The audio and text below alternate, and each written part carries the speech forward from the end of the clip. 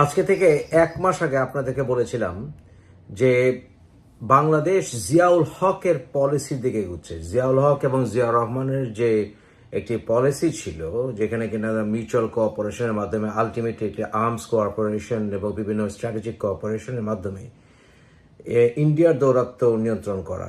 কিন্তু সমস্যা হচ্ছে, ওটা যদি বেশি দিন দীর্ঘায়িত করেন, আলটিমেটলি বাংলাদেশের অর্থনীতি পুরোটাই পশ্চিমা বিশ্বের কন্ট্রোলে, বিশেষ করে আমেরিকার কন্ট্রোলে চলে যাবে। এবং আমেরিকার কন্ট্রোলে চলে গেলে ভবিষ্যৎ ভালো না। ভবিষ্যৎ হচ্ছে আমাদেরকে বিভিন্নভাবে কোণঠাসা করে ফেলা হবে এবং বিভিন্ন স্ট্র্যাটেজিক ইস্যুতে এমনভাবে ব্যবহার করা হবে যে সেটার রেজাল্ট, সেটা খারাপ রেজাল্ট আমাদের ভিতরে এসে পড়বে। যেমনটি আমেরিকা এই জিয়াউল হকের সঙ্গে বিভিন্ন অ্যাক্টিভিটিস চালানোর পর থেকে, কার্টার এবং পরবর্তীতে রোনাল্ড রেগান, পাকিস্তানকে ব্যবহার করে মুজাহিদিন বাহিনী গঠন করা হয়। এবং সেই মুজাহিদিন বাহিনী গঠন করার পরে আলটিমেটলি সেটা তালেবানে রূপান্তর হয়। এই বিষয়ে আপনারা সহজে অপারেশন সাইক্লোন বিষয়ে পড়লে জেনে যাবেন। 1979 সাল থেকেই এই প্রোগ্রামকে চাঙ্গা করা হয়, যাতে করে আফগানিস্তানকে রাশিয়ার বিরুদ্ধে নেওয়া যায়, তৎকালীন সোভিয়েত ইউনিয়নের বিরুদ্ধে নেওয়া যায়, পাকিস্তানকে একটি আর্মস করিডোর বা মুজাহিদিন সৃষ্টির একটি করিডোর হিসেবে কাজে লাগিয়ে। ছবিতে 1983 সালে গুলবুদ্দিন হেকমতিয়ারকে দেখতে পাচ্ছেন আমেরিকান প্রেসিডেন্ট রোনাল্ড রিগানের সাথে। মনে রাখতে হবে 1983 সালে আমাদের তৎকালীন স্বৈর শাসক এরশাদের সাথেও রোনাল্ড রিগান মিলিত হয়েছিল এবং সেখানেও আফগানিস্তান ইস্যু আলোচিত হয়েছিল এবং পরবর্তীতে বিভিন্নভাবে বাংলাদেশকেও ইসলামীকরণের প্রক্রিয়া হাতে নিয়েছিল। এরশাদ বিশেষ করে ইসলামী রাষ্ট্রধর্ম, শুক্রবার ছুটি ইত্যাদি পলিসির কথা আপনার নিশ্চয়ই মনে আছে। The United States wishes to applaud Bangladesh, a member of the non-aligned movement, for its constructive approach to issues of regional and global concern. To cite only a few examples, Bangladesh clearly manifested its courage and resolve in its unswerving responses to aggression in Afghanistan and Kampuchea. It also took the lead in establishing the South Asian Regional Cooperation Organization, a body designed to build a more prosperous and stable. এবং এরপরে ভারতের সাথে পাকিস্তানের যে arms সেটা বাড়তেই থাকে এবং যতই অর্থনৈতিক 12টা বাজুক না কেন, পাকিস্তান আর্মস ইম্পোর্ট করতে বাধ্য।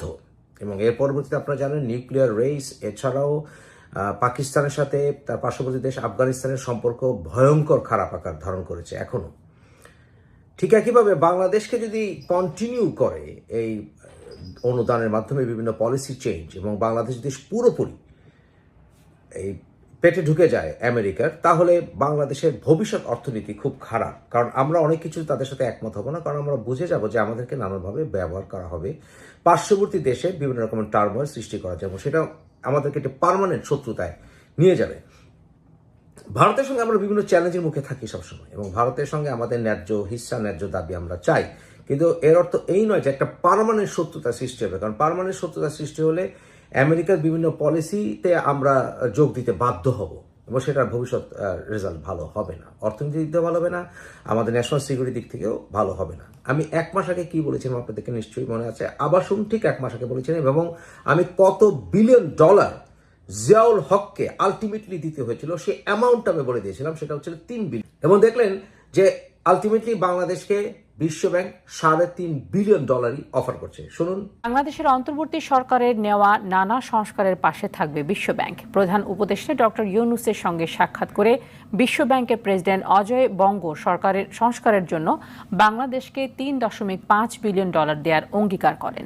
তাহলে একেবারে খাপে খাপ আব্দুল্লাহর বাপ। কিন্তু আমেরিকার সাথে ওয়ার্ল্ড ব্যাংক, IMF এগুলোর যোগটা কি, কানেকশনটা কি? 1944 সালে ব্রেন্টন উডস কনফারেন্সের মাধ্যমে ব্রিটিশ ফিলসফার, দার্শনিক, ওনার নাম ছিল মিস্টার কেইন, এবং অপরদিকে আমেরিকান ট্রেজারির ইম্পর্টেন্ট অফিসিয়াল, তার নাম ছিল মিস্টার হোয়াইট। ওই শেখ হাসিনার সাদা লোক, সাদা বেটার কথা মনে হয়ে যায়, যাই হোক, মিস্টার হোয়াইট। এই দুজন মিলে এই IMF এবং ওয়ার্ল্ড ব্যাংকে তাদেরকে জনক বলা হয়, এবং এদের মাধ্যমে আলটিমেটলি IMF এবং ওয়ার্ল্ড ব্যাংক করে ভবিষ্যতে যে জাতিসংঘ এস্টাবলিশ করা হয়, সেই জাতিসংঘের বিভিন্ন যে সকল উইং আছে, সেই উইংগুলোর মাধ্যমে বিভিন্ন উন্নয়নশীল দেশগুলোকে নিয়ন্ত্রণ করা, যেমন ধরুন অর্থনৈতিক স্যাংশন দেওয়া, বিভিন্ন রকম পলিসি ইমপ্লিমেন্ট করা, এগুলোর কাজকে সুদৃঢ় করার জন্য আগে ভাগে ওয়ার্ল্ড ব্যাংক এবং বাংলাদেশ এবং পৃথিবীর যে ফাইন্যান্স এটাকে নিয়ন্ত্রণ করার জন্য আমেরিকা একটি পলিসি নিয়ন্ত্রক হিসেবে ওয়ার্ল্ড ব্যাংক এবং IMF-কে সৃষ্টি করে, এবং তাদের পাশে ছিল ব্রিটেন সহ বিভিন্ন তাদের অ্যালাইজ দেশগুলো।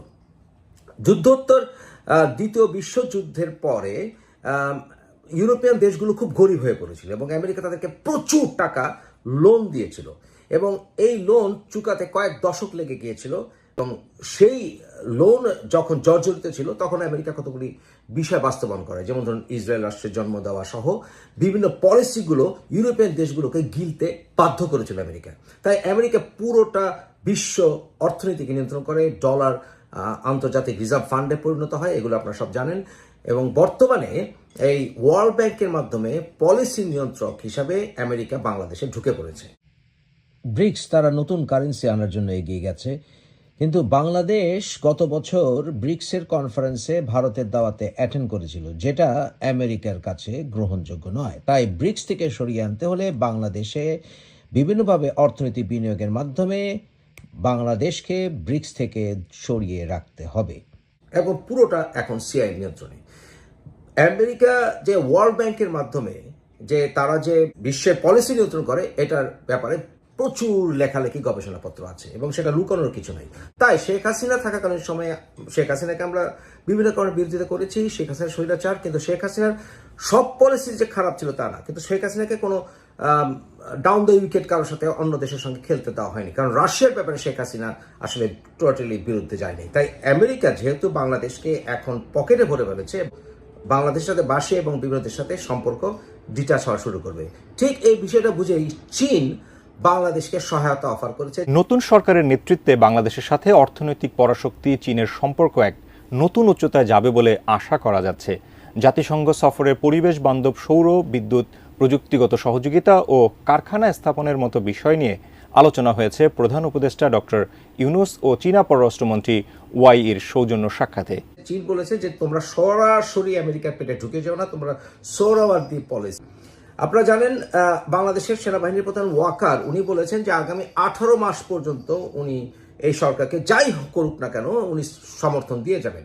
কিন্তু 18 মাসের পরে উনি কি হবেন? উনি জিয়াউল হকের ভূমিকা অবতীর্ণ হবেন, কারণ ইতিমধ্যে যদি আমাদের সংবিধানের স্থগিত করে বিপ্লবী সংবিধান আসবে, এটিই স্বাভাবিক, এবং এরপরে বিপ্লবী সরকার নতুন সংবিধানের মাধ্যমে যদি মার্শাল ল আনার বা সেনাবাহিনী পাওয়ার টেক ওভার করার একটি লুপহোল রেখে দেয়, তাহলে আলটিমেটলি জিয়াউল হকের সরকার আমরা পাচ্ছি বলে আমরা ধরে নিতে পারি নিশ্চিতভাবে, এবং সেই ইঙ্গিতই ওয়াকার দিয়েছেন, কারণ উনি বলে দিয়েছেন যে 18 মাস পর্যন্ত। দ্যাট মিনস উনি বিশ্বাস করেন যে ওনার এই ক্ষমতা আছে, উনি চাইলে ইউনূস সরকারকে সরিয়ে দিতে পারেন, কারণ উনি বলেছেন কিন্তু যে সমস্ত দায় দায়িত্ব উনি নিয়েছেন।